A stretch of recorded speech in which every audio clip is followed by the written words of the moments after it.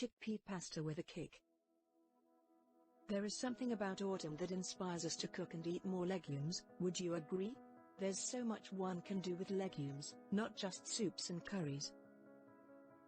Today I am showing you a simple and quick recipe to make a delicious chickpea pasta featuring chickpeas and our calamari-shaped pasta. Ingredients: calamari pasta half pack or 250 grams for 2 people or 2 portions. 1 can chickpeas or 200 grams pre-cooked chickpeas.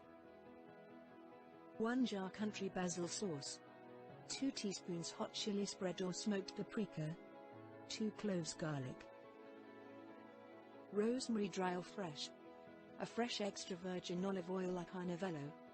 Parmesan to grate. Salt and pepper to taste. Preparation: start by transferring the country basil sauce from the jar to your pan.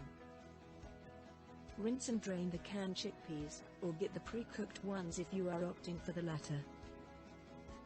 Peel and cut the garlic cloves, and add them to the sauce.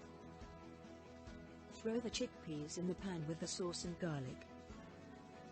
Season with salt and pepper, and add 2 teaspoons of the hot chili spread or smoked paprika. Add 1 tablespoon of a great quality and fresh extra virgin olive oil, like Novello if available.